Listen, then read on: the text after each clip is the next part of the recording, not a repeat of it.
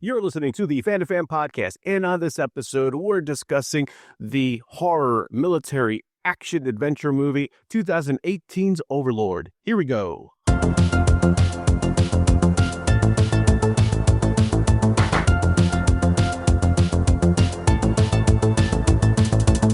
right, Pete, it's September 2018, and a young Pete Charbonneau is somewhere getting ready to figure out what he's going to watch on a Friday night at the theater. Mm-hmm. You had a number of options, Pete. There was The House with a Clock in Its Walls, the family-friendly fantasy film directed by Eli Roth, starring Jack Black. Maybe you were considering Night School, came out September 28th, comedy with Kevin Hart and Tiffany Haddish. Bohemian Rhapsody, maybe. You're a music fan, Pete. Biographical drama about Freddie Mercury, starring Rami Malek. Or maybe, and probably less likely, Pete, you were in line to see Overlord, the horror war film directed by Julius Avery that's set in World War II. Spoiler alert, I did in fact see Overlord in the theater. You were the one, Pete. You were the one. I was the one. Full disclosure, when I went, I thought that it was a movie about someone that just got tired of the acting of Jack Lord from Hawaii Five-0. So wasn't I surprised when I walked into the theater and found that Hawaii is not even mentioned. Easy mistake to make. I saw a very different film than I was expecting. What's inside that church? What happens to those people? They have been given a purpose. Purpose.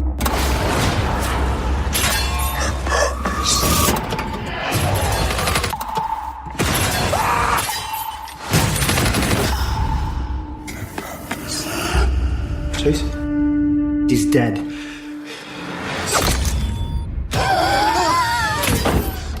Chase, how do you feel? I feel really good. Holy Christ. Why are you doing me?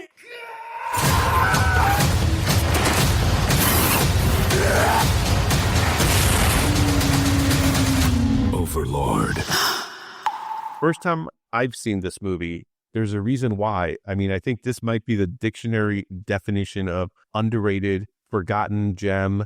I've seen this thumbnail on various streaming platforms before. You've talked about it and said it's very good. I'd like to think that we have some people with good taste that have surrounded us. So I know that I've had friends that have said, you haven't seen Overlord yet? You got to check this out. This had gone not fully off my radar, but was not in the list of movies. I had to go back to the list, Pete, and see like what else came out around that time that might have overshadowed something like Overlord that felt like it would have been up my alley. And The Nun came out around that time. The Predator, Robin Hood with Taron Egerton as Robin Hood. Up until this point, I had no idea that even existed. So there you go.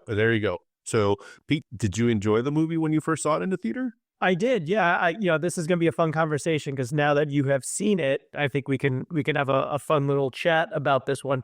I feel like I have gone on like a low key campaign to get people to see this movie because it did not get a lot of eyeballs when it was released. And I feel like, and this is a feeling, this is not based on any data because my interns are currently working on another project. I just have this feeling that Overlord is, while it's available on streaming, it doesn't seem to rise to the top of the streaming crop.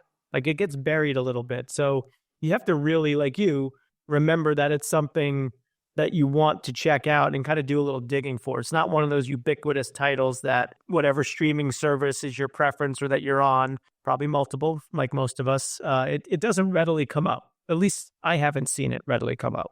And I think the other part to that is I think this is a movie that almost requires a recommendation. I don't know how many times I've watched Predator, Big Trouble in Little China, or Die Hard. Those are movies that I've just had in constant repeat my whole life. And then something like Overlord that you may see the thumbnail, but you pass it on. You either for something new or something that you know. And you almost need someone that knows how good Overlord is to testify or witness to you and just be like, hey, play, because it's a well-shot movie. It looks good. It sounds really good. There's really solid casting, solid effects. It knows what it's doing. It's a bit campy, but it's also incredibly serious. One part traditional war movie, one part alternate history movie, one part zombie movie, one part video game movie. And I think it does all of them pretty well. So if anything, I'm surprised I haven't seen this sooner. But I needed someone like you and other people to say, don't watch Big Trouble in Little China for the 80th time. You can do that tomorrow. But tonight, watch Overlord. It's like the Best of B movies. I remember coming out of the theater thinking, don't think my expectations were incredibly high for it, and was like, wow, that really just cleared, not the highest bar, but cleared easily, where I'm like, that was a lot of fun. And, what a way to make a fun mashup of World War II, like you said, everything that you just said, like all those, it's very much a niche genre movie. So I think that's part of the reason why it probably did not do as well in the theater as it maybe could have or should have. But it does all those things well. It's not groundbreaking. The story is pretty straightforward, but it's easy to follow. You're not going to get confused by what's going on in it. I like that at the same time, it's a slow burn, but it still gives you the action. Like there's things going on that switch that gets flipped when it kind of morphs from kind of like a lesser Saving Private Ryan type movie, competently shot World War II piece to Nazi zombie horror movie. It takes a while to get going. Like you don't really, if you stumble upon this without, knowing just the title and not knowing what the movie is, for the first 45 minutes, there's not a whole lot giving away what's about to come for the final act. And I liked that about that movie. I was pleased that they took their time. They teased out a couple of things, but like it really holds back until it can't hold back anymore. And the movie goes from like a solid 7 or 8 on like the intensity action level, then it kind of just kicks it up to the 9 and 10.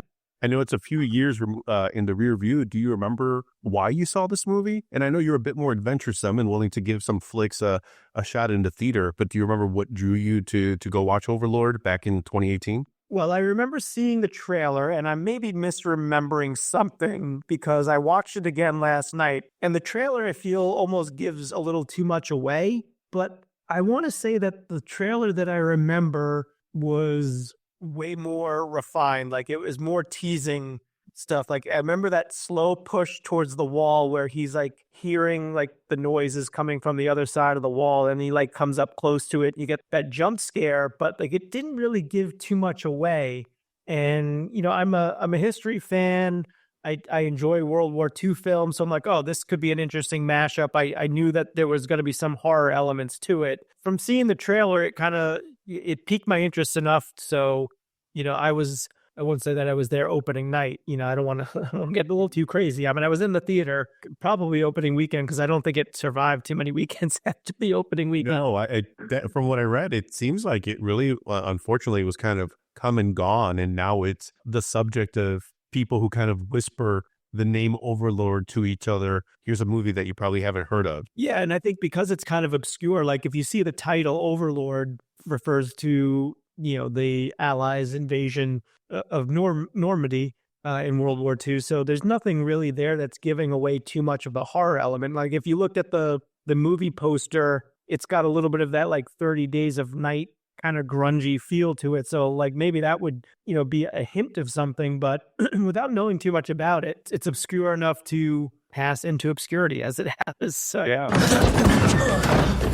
What happened here? I found him inside the church. The crowd scrammed me as soon as I hit the ground. Inside the church? How did you get inside the church? Dead bodies. Slow down. Slow Listen to me. They're down. doing experiments on them in there. They're doing experiments on the villagers. What? Just like her aunt.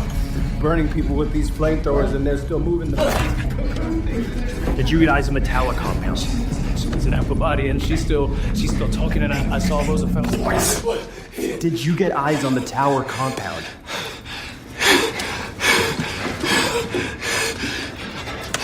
The tower base is below the ground. But there's more than that down there, okay? Get down, look. Okay.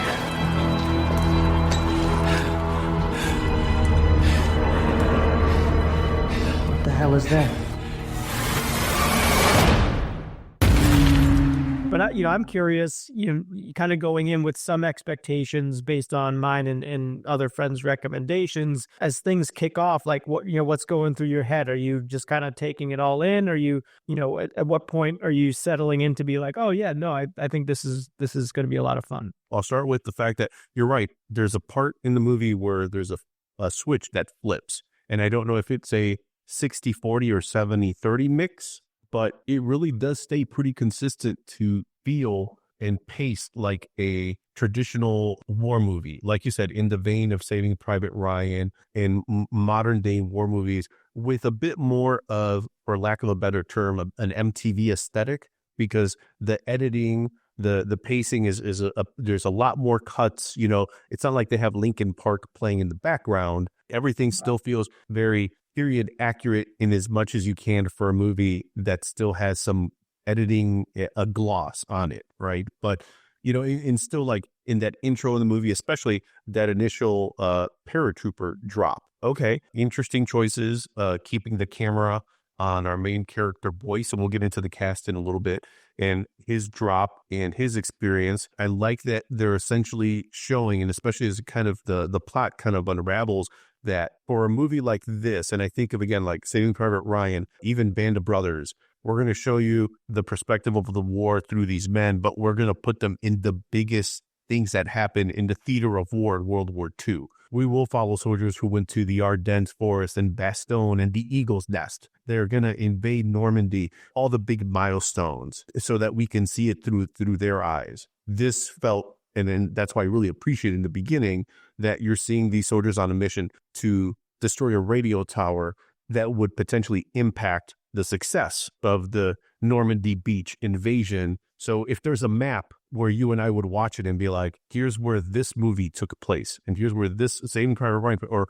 where the Eagle has landed, 30 dozen. It's like, oh, this is Overlord is off all of those maps. This is an operation that happened to allow the bigger operation to happen. So we're not going to put these guys in the Bastogne Forest and you get to see winter and what happened there. It's like, nope. And I think that was a smart, purposeful choice because they didn't have the budget. And that wasn't interesting to them. You just know that one of the main characters in Ford, and again, we'll talk about casting in a bit, he maybe has been through some more stuff than some of these other soldiers.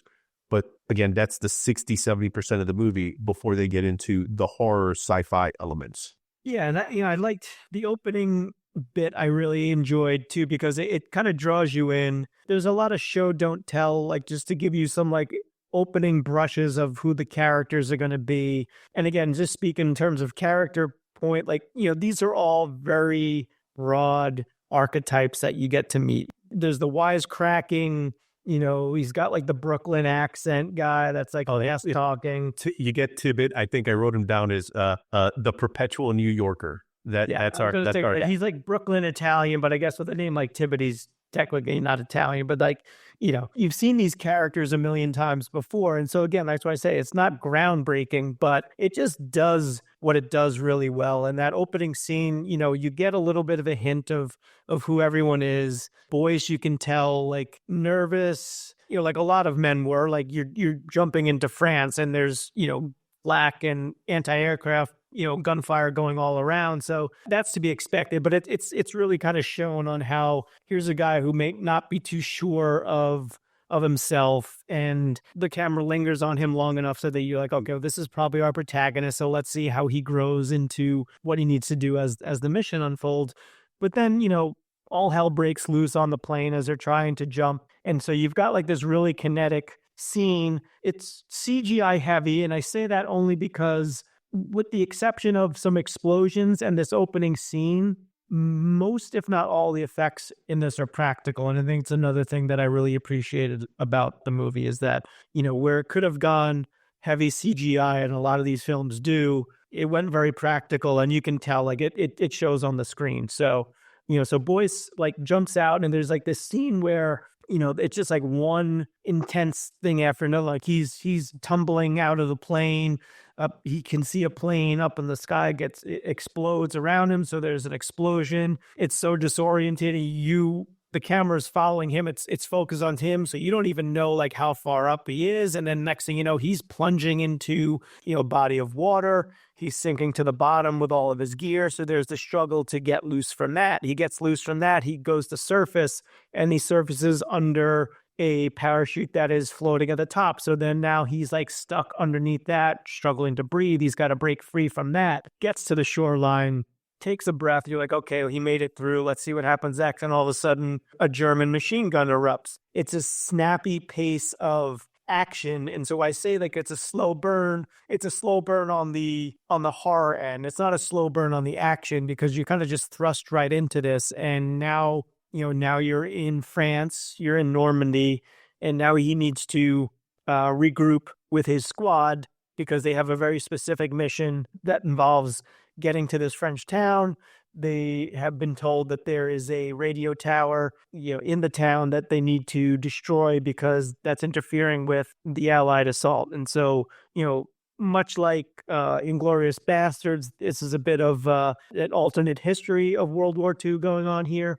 And obviously, once you get into the horror with the Nazi experiments, then, everything goes out the window from there. But it's still fairly grounded in a World War II era story. Okay, we got to get from point A to point B to point C, and Boyce is able to regroup with, I think it's Corporal Ford. Yeah. Yep. Wyatt Russell. Yeah. Wyatt Russell's son, who's basically playing Kurt Russell, and does it very well. Does not to diminish his performance. If you squinted and this was maybe 1985 and that was Kurt Russell, he'd probably be playing the role exactly the same way. Absolutely. Yeah. Kurt Russell would totally be playing Wyatt Russell's role in this, like if this was like 20, 30 years. Yes, 30 years. Absolutely. Right. And there's even a bit, I think, of a nod to a bit of a spoiler now. I think he even pulls a McCready at the end and does a little bit of a self-sacrifice, a little nod to The Thing. Purposeful or not, it fits with the plot, fits with the character, and it just happens to have a little through line to his dad's performance in The Thing. Yeah, and it's wild because at this point, when I saw this in 2018, I recognized him because I had seen him a year or two prior in Everybody Wants Some, the Richard Linklater, that kind of spiritual follow-up to Dazed and Confused, which I also really, really loved. And I think that's another one that kind of flew under the radar quite a bit. Not really a movie about much of anything. It just follows like a bunch of baseball players at college in the 80s. So like where Dazed and Confused dealt with the 70s, this deals with the early 80s. Great cast in that as well. So I'd seen Wyatt Russell in that, made no connection that it was Kurt Russell and Goldie Hawn's son.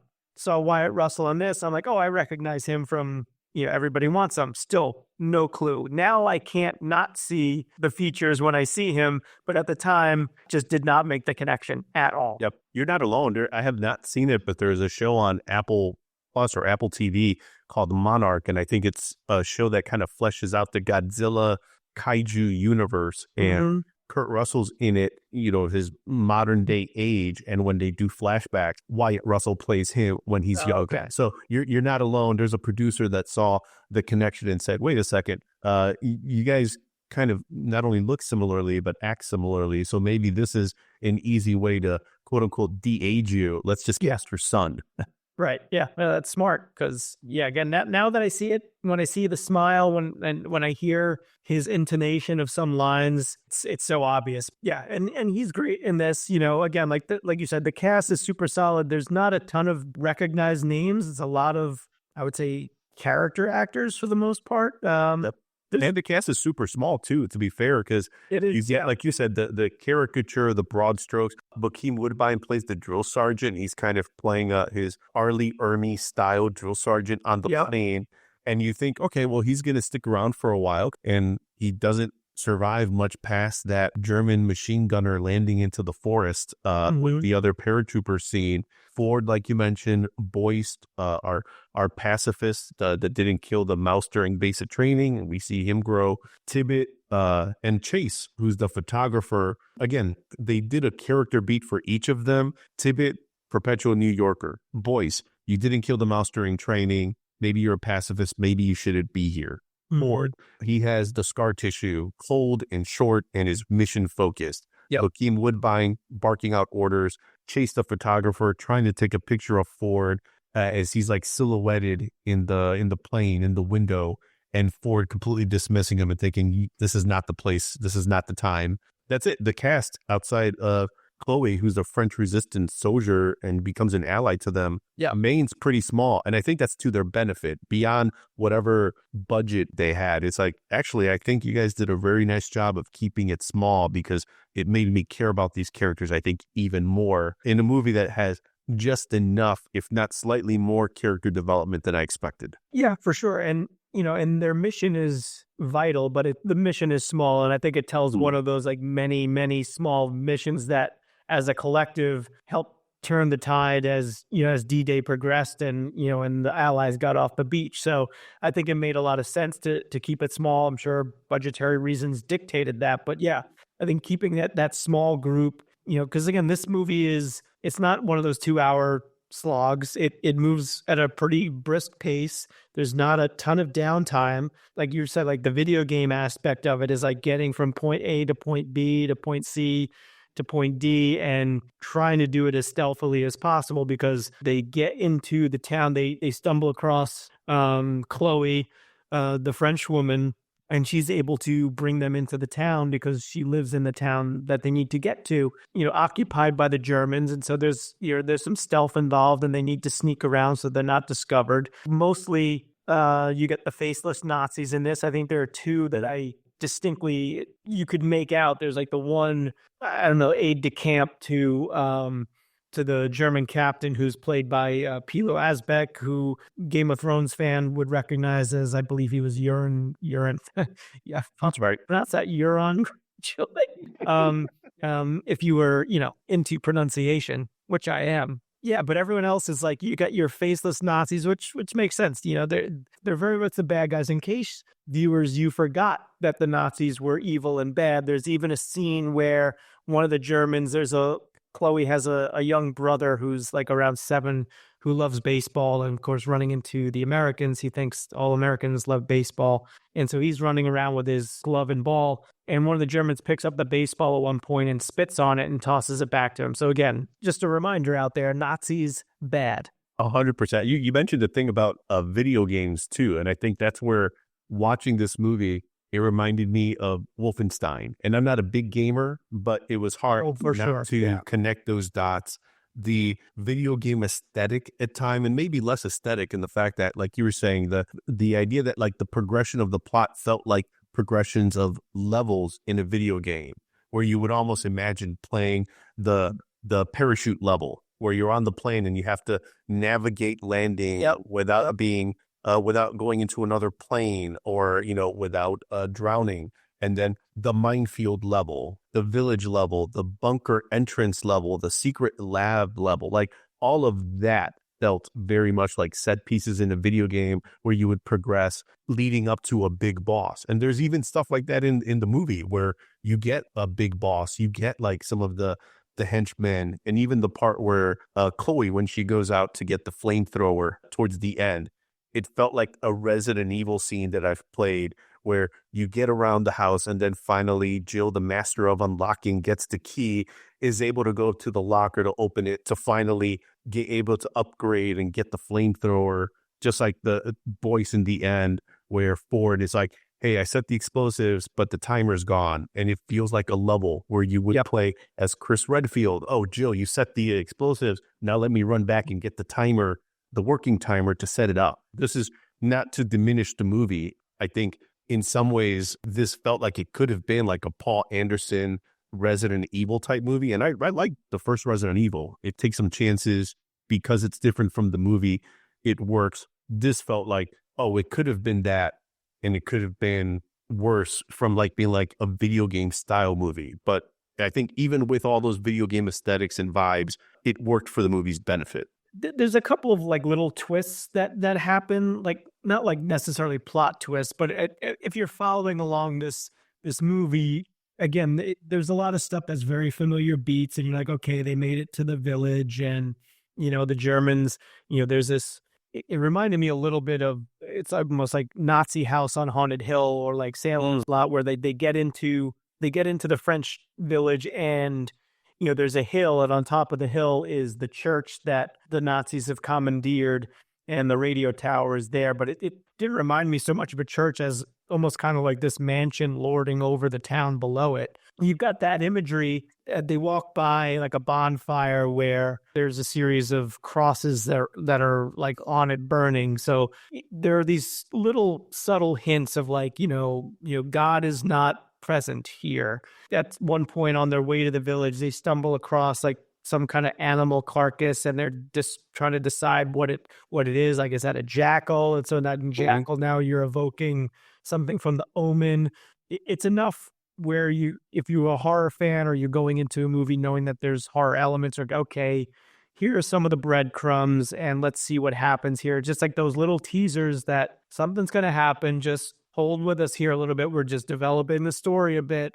And like I said, like you get a good 45 minutes in until you really get a sense of what's going on here. Everything else is kind of just establishing, where you are in this town, what's going on with the Germans. Again, you've got like this captain who is clearly holding the power dynamic over the town, and specifically holding the power dynamic over Chloe, because he will just come, unannounced and just arrive at her home and expects her to submit to him sexually.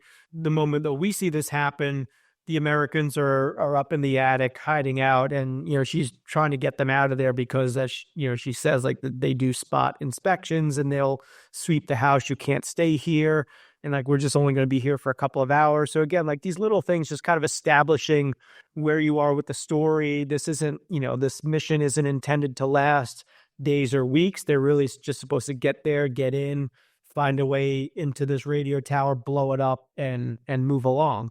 Unfortunately, as Private Boyce discovers when he, makes his way into the church, there's more going on there than just, Nazis controlling a radio tower.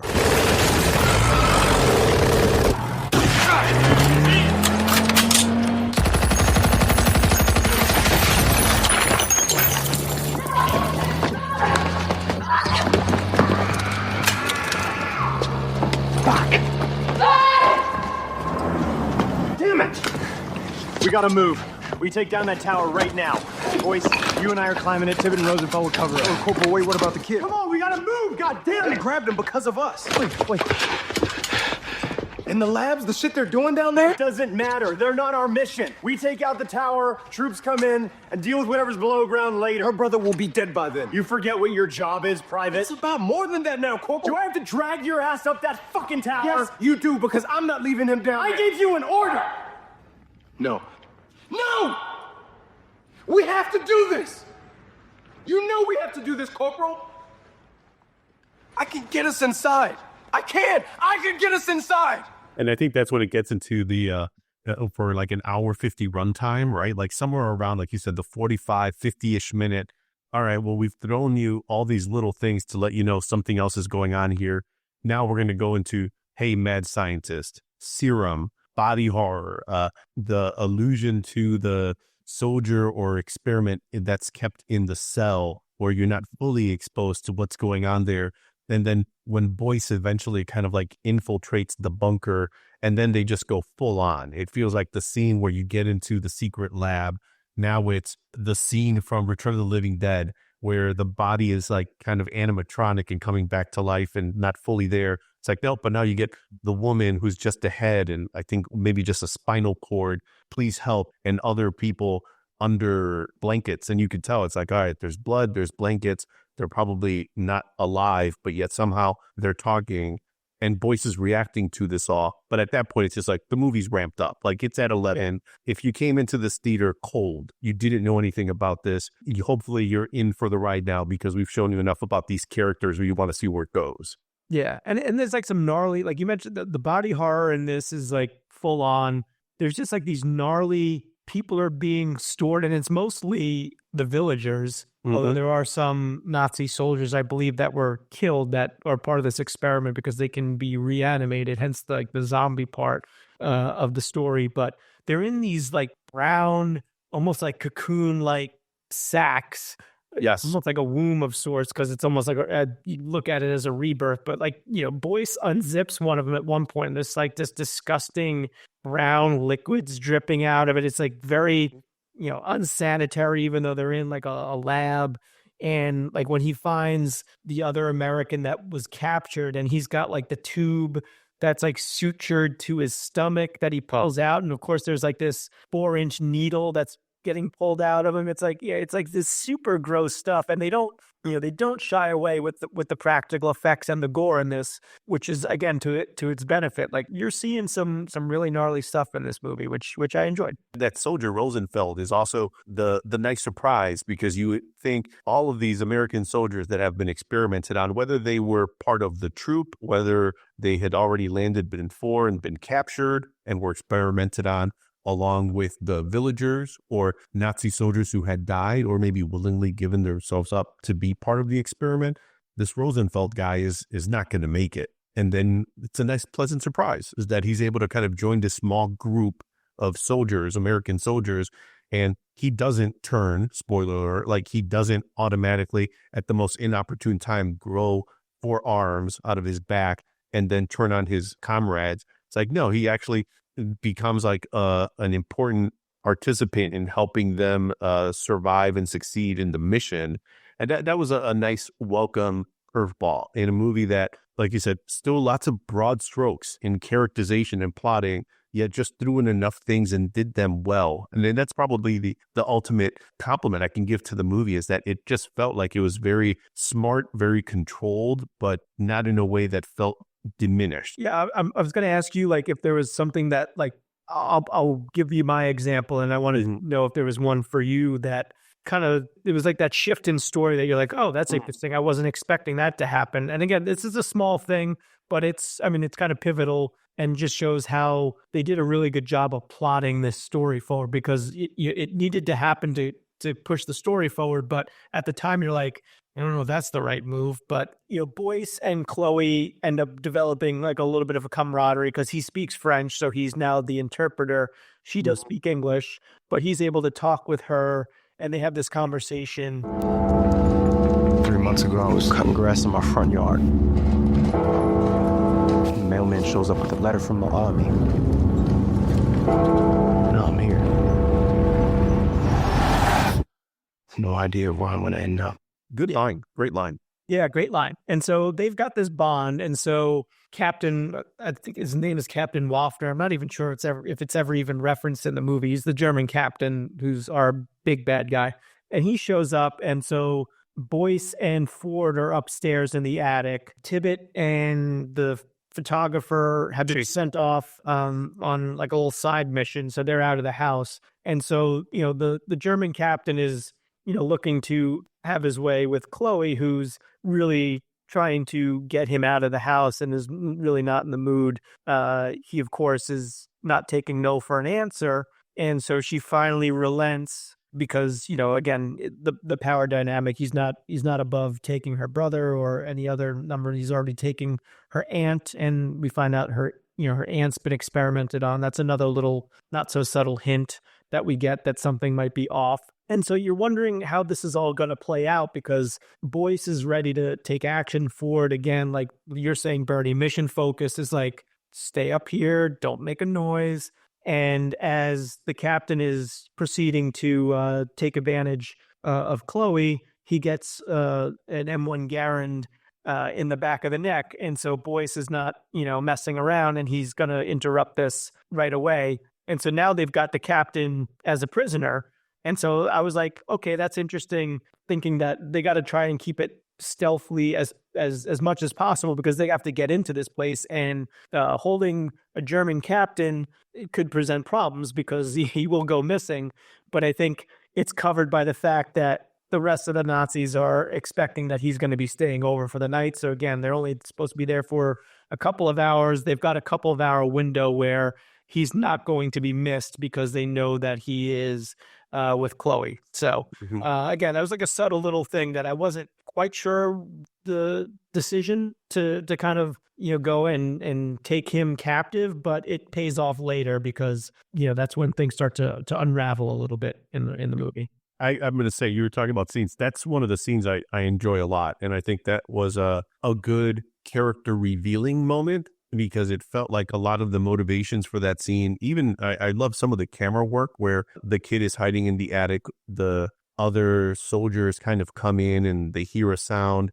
The kid kind of reveals himself and drops the ball.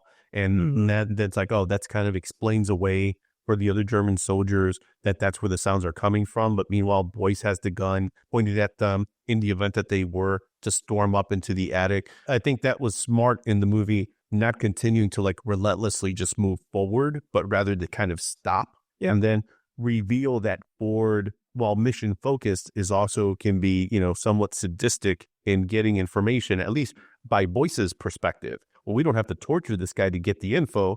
And then I think that's the revelatory part in the character dynamics, is that Boyce is set up as a pacifist so much so that he won't hurt a mouse. But through seeing Ford, through the circumstances they're in, forces him to the realization that he is in a war. And thus, in order to survive, he's going to probably have to compromise some of his pacifist ways or views. And I think that's almost reinforced in the end in his arc, where after he survives, spoiler alert, and gets reassigned to a new unit, and he almost makes the comment to Tibbet like, hey, because we got to get Tibbet to Hitler, have him punch him in the jaw. The fact that he's embraced the mission and the sacrifices that the people around him made, and the sacrifices he's going to have to make because he's a soldier and he's in a war. I think by that same virtue, Ford literally being cold. You know we have to do this, Corporal. I can get us inside. I can get us inside. We can blow the tower from below. We can destroy the fucking labs. We could grab the kid as a bonus. Kill 2 birds. If we do this, our odds of walking out of here go down to nearly 0. We pull it off, that walk back's gonna feel a hell of a lot sweeter. And Ford realizing that the efforts of the mission in order to save as many soldiers on D-Day, on the Normandy beach storming, saving the kid at the same time can include the greater evils that you get to destroy by doing the radio tower. And I think that's where the interesting character, but again, I say interesting, but simple, but it makes sense. Like Chloe's mission to get her brother can also be Chloe's mission to help the soldiers. And in those ways, it makes sense. And I think that attic scene where it's the movie almost pauses for a second after a very relentless intro, then it says, hey, let's stop and sit with these guys for a little bit before the next craziness happens. Yeah, you get a little bit of character development because, again, like Tibbet, he comes across as he has no time for the little kid. I think his name is Paul.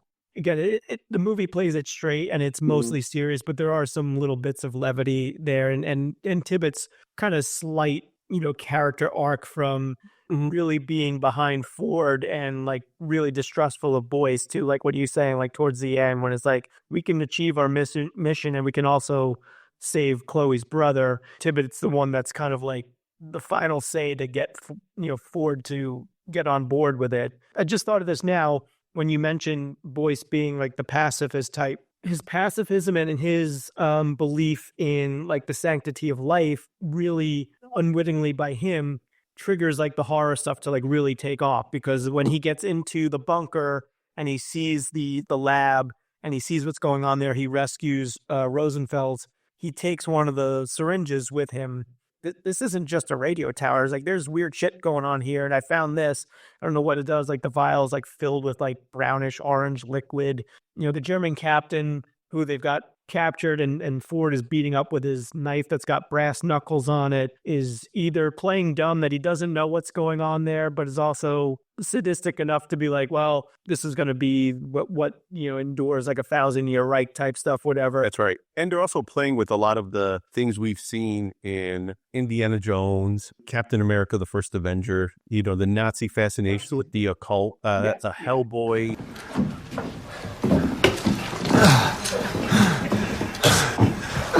What just happened? The 1,000-year Reich. These 1,000-year soldiers.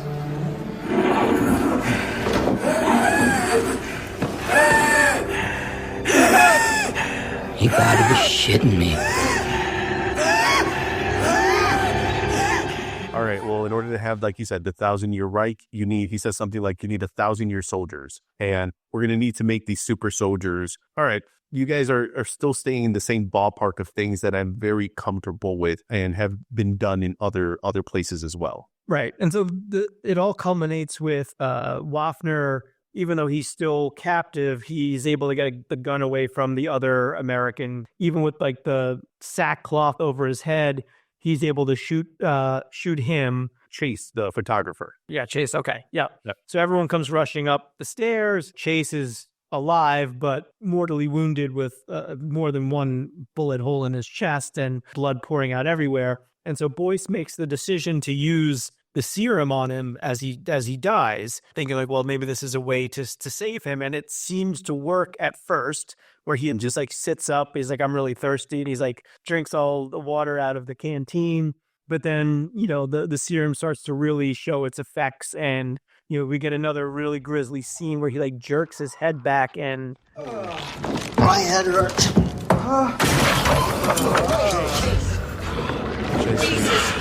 Jesus Christ. What is wrong with him? I don't know.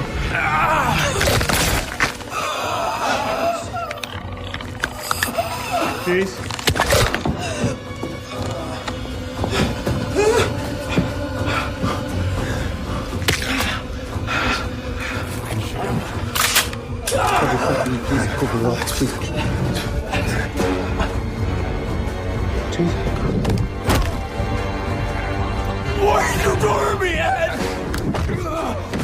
Bones from like his clavicle they don't break through the skin, but they like poke out of the skin.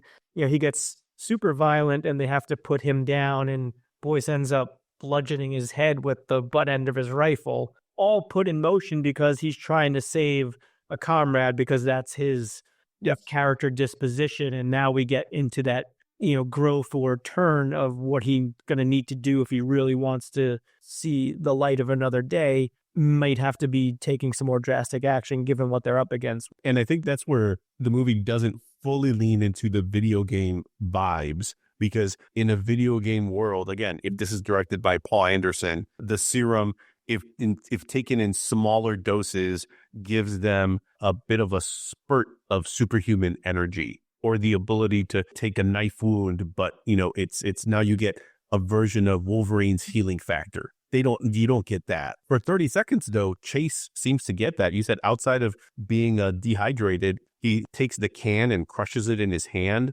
So you start getting the glimpse that, this serum obviously is now essentially making a Captain America, a Steve Rogers, a Wolverine type soldier. But nope, that lasts about 30 seconds. And then after that, like you said, and compound fracture clavicle. Insert, boom. It starts getting very grisly to the point now where it's not like he's going to be on their side. We're facing overwhelming odds, and I actually can run in there and take a few bullets and take out 30 guys. If you guys can take out the guys in the control towers and the guys with the machine guns, I'll take out the tank. Nope, now they don't even get the benefit of that, or the benefit of using the serum on themselves, at least in a way that can be controlled so that they can try to survive. Yeah, I mean, they basically become mindless killing machines. The movie, when it gets to the end, it all makes sense. Ford sacrificing himself, the whole, that we can't allow this serum, this experimentation, this research to get into the hands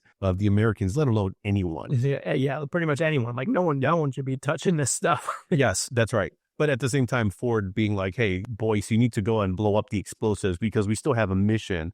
But also now, like, my mission is done. So there is a way where it wraps up nicely in a plot that doesn't want to go any further than what it is. Like, it doesn't feel like it sets up a sequel. It kind of gives you the debrief. Hey, Boyce, was there anything else going on in that German bunker / radio tower? Nope. So you don't get the sense that they're going to start bringing those Indiana Jones guys. Top men are not shown up in the French village. And they're going to start searching or excavating this place to try to find this one unbroken syringe. That doesn't seem like that's going to happen, because it feels like that's the end of the movie. It was meant to show these characters in this situation that goes crazy haywire.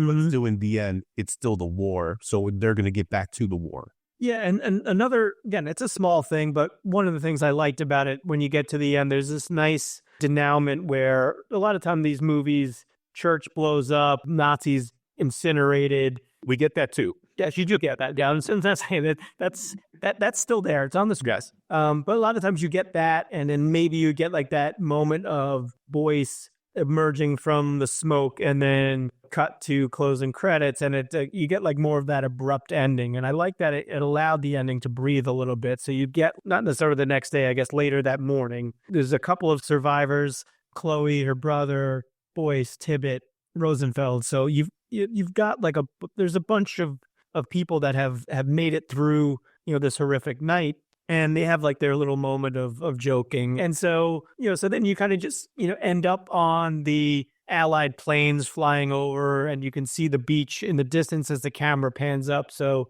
D-Day has happened. It's been a successful mission. And those of us that know our history know from there, yay, good guys. A lot easier to win a world war when the Nazi zombies have been taken care of, because Absolutely. they tend to, be real nasty buggers.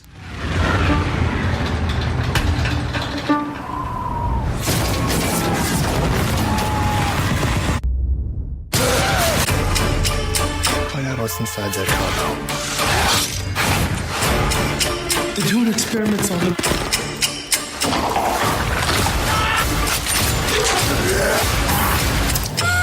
That's weird. Add it to the list.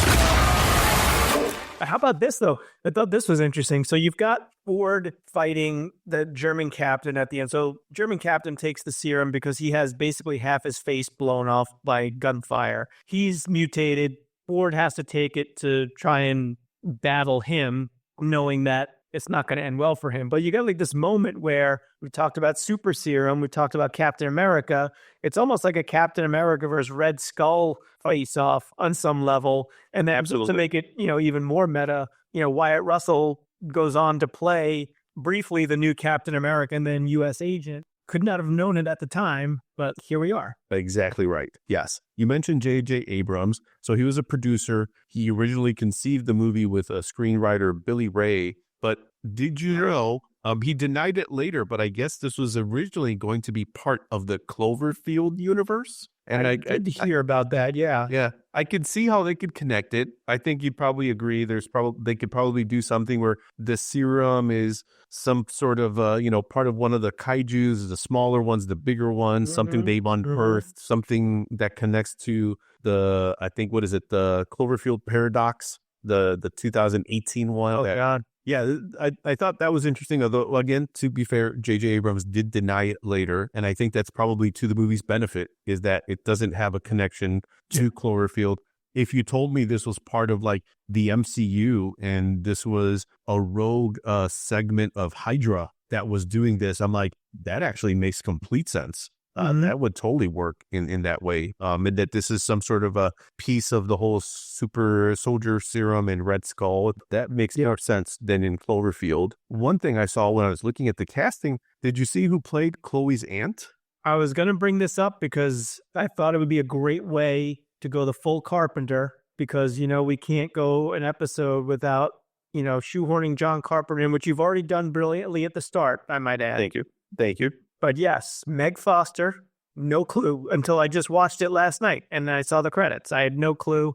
Meg Foster plays Chloe's aunt. Meg Foster starred in They Live with Rowdy Roddy Piper, Keith David, John Carpenter film. If you don't know who Meg Foster is, you know her eyes. And if you have any connection to the 80s, you remember her, again, from They Live, like Pete said, or Evil Lynn from Masters of the Universe. That's right. Yep. Where, again, her eyes are stunning and pretty unforgettable. I feel like there's got to be a story there as to how she gets cast into that specific role, because it's like a blink and you'll miss it. Like you could have put anyone under the makeup. Again, for all of the parts that this movie is, I would say it is a legit war movie in the most traditional sense in the beginning. Forget the editing and the more modern day sensibilities of it, the aesthetics. It's for sure like a zombie horror sci-fi movie. You can't help but see the video game references and vibes. So you got to give it a little bit of that. It has some of the alternate history stuff that, I think you and I both love. Your history, more of a history buff, but things like Indiana Jones, Last Crusade and Raiders, where you're like, this all could have happened. And maybe it didn't happen and it didn't impact the larger scope of of World War II, unlike something like Captain America. Well, that happened, and there is no like Steve Rogers did a bunch of secret missions. Oh no, they did like a USO show of him. We saw it.